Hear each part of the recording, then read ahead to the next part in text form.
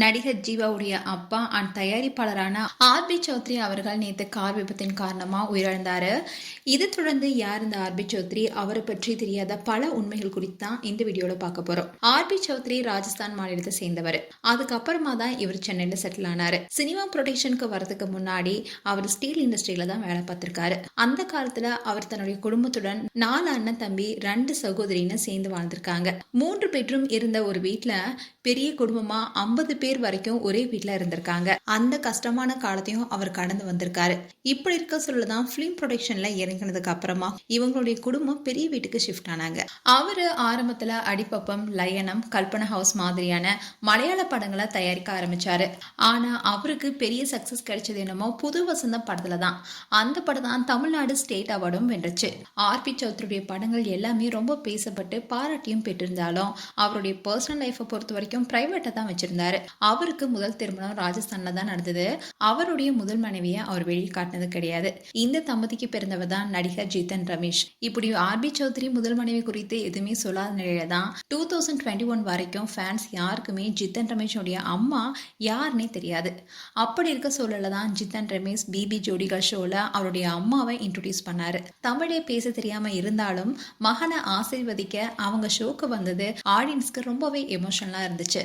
மூத்த மகன் ரமேஷ் 2004ல வெளியான வித்யார்த்தி என்ற தெலுங்கு படத்தின் மூலமா தான் நடிகரா அறிமுகமானாரு. இந்த படத்தை அவருடைய அப்பா சூப்பர் குட் ஃபிலிம்ஸ் தான் தயாரிச்சிருந்தாங்க.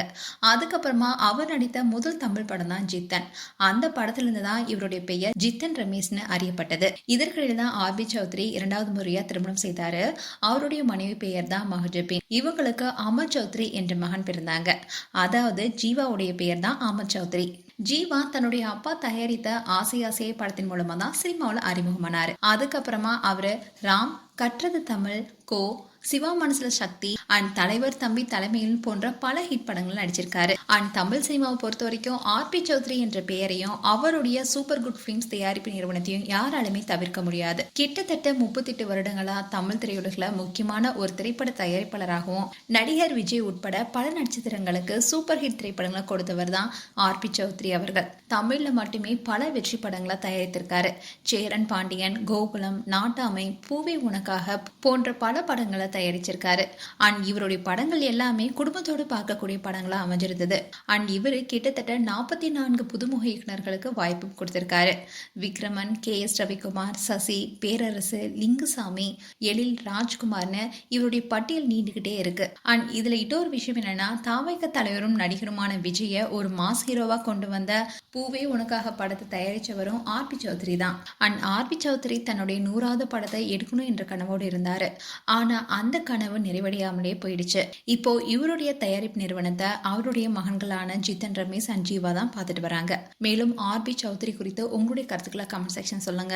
இது போன்ற வீடியோஸை பார்க்க நியூஸ் தமிழ் கிட்ஸ் சேனலை சப்ஸ்கிரைப் பண்ணுங்க. மறக்காம நோட்டிபிகேஷன் பட்டனை கிளிக் பண்ணுங்க.